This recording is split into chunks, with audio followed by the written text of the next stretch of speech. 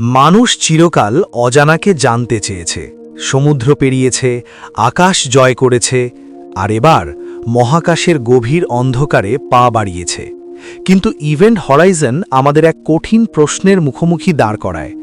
সব দরজা কি মানুষের জন্য খোলা হওয়া উচিত?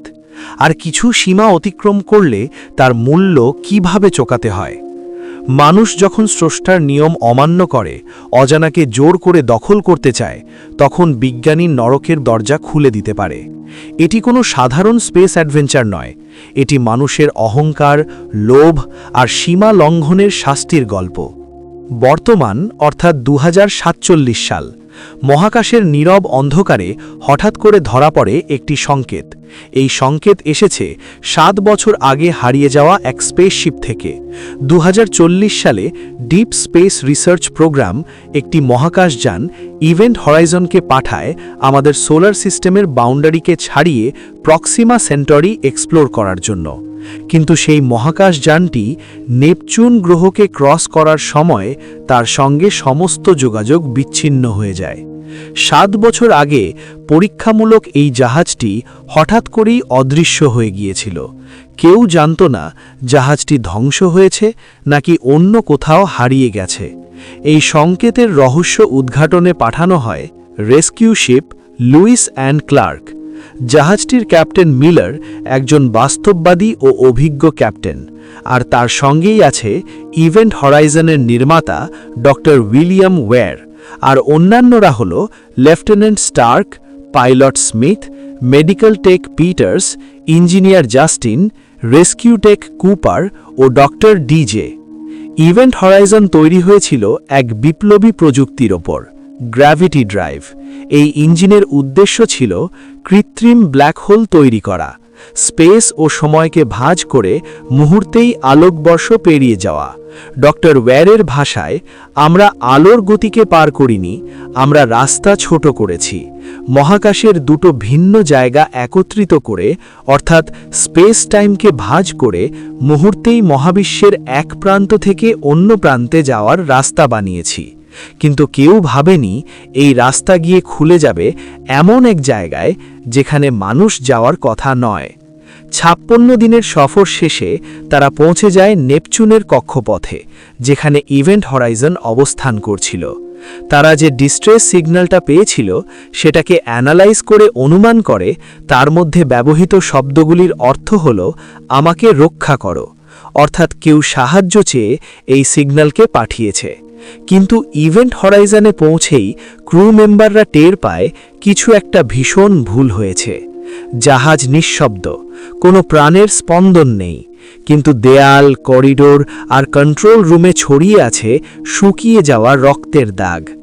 ইভেন্ট হরাইজনে তারা কোনো সার্ভাইভারকে খুঁজে পায় না, অথচ তারা যখন স্পেসশিপ স্ক্যান করে তখন সেখানে প্রাণের অস্তিত্ব সর্বত্র খুঁজে পায় স্ক্যানারে, যেন সমগ্র জাহাজটি একটি জীবিত সত্তা। তখন হঠাৎ করেই স্পেসশিপের মধ্যে যে গ্র্যাভিটি ড্রাইভটি ছিল সেটি অ্যাক্টিভেট হয়ে যায় এবং জাস্টিনকে ভিতরে টেনে নেয়।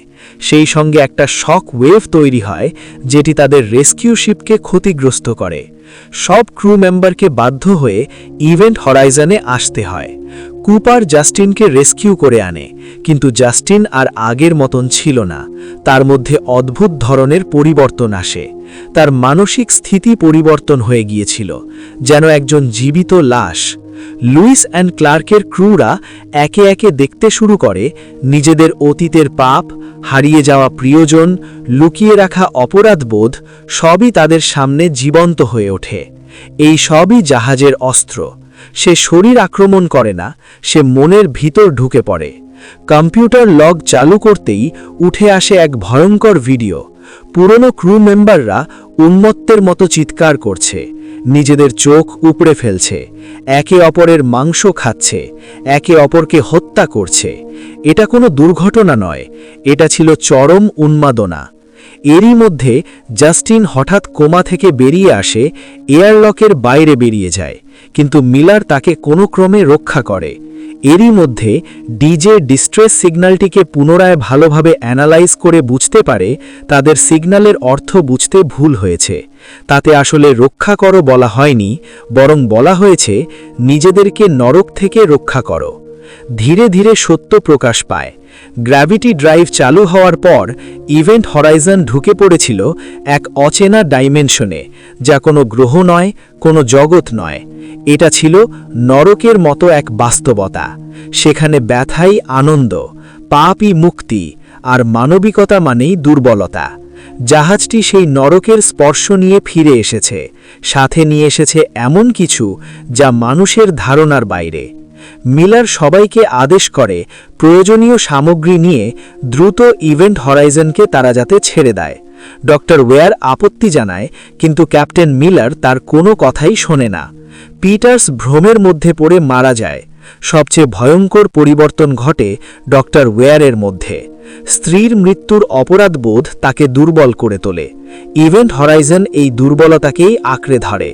ডক্টর ওয়্যার ধীরে ধীরে মানুষ থেকে কিছু অন্য কিছু হয়ে ওঠে। চোখ উপড়ে ফেলে সে বলে, এখানে চোখের দরকার নেই, এখানে আমরা সত্য দেখি। সে এখন আর বিজ্ঞানী নয়, সে নরকের দূত। সে রেস্কিউ শিপের মধ্যে বিস্ফোরক লাগিয়ে দেয়। এতে স্মিথ মারা যায়। ক্যাপ্টেন মিলার বুঝে যান এই জাহাজকে বাঁচতে দিলে মানবজাতির ভবিষ্যৎ অন্ধকার। চূড়ান্ত সিদ্ধান্ত নেওয়া হয় ইভেন্ট হরাইজন ধ্বংস করতে হবে। তাই সে ড্রাইভ নষ্ট করার জন্য বিস্ফোরক লাগায়, কিন্তু ওয়্যার বাধা হয়ে দাঁড়ায়। রক্তাক্তখড়ি সংঘর্ষে জাহাজ দুই ভাগে ভেঙে যায়। গ্র্যাভিটি ড্রাইভ ধ্বংস হয়, সেই সঙ্গে মিলারও মারা যায়। নরকের দরজা বন্ধ হয়, অন্তত এই মুহূর্তের জন্য। স্টার্ক, কুপার ও জাস্টিন প্রাণে বাঁচে। তাদের উদ্ধার করা হয়, কিন্তু তাদের চোখে ভয় এখনও রয়ে গেছে। কারণ প্রশ্নটা থেকেই যায়, নরক কি সত্যিই ধ্বংস হয়েছে, নাকি মানুষ আবার কোনো একদিন সেই দরজা খুলে দেবে? ইভেন্ট হরাইজন আমাদের শেখায় সব জ্ঞান আশীর্বাদ নয়, আর সব দরজা খুলে ফেলা উচিত নয়। মানুষ যদি সীমা ভুলে যায়, তাহলে বিজ্ঞানী হয়ে উঠতে পারে সবচেয়ে ভয়ঙ্কর অভিশাপ।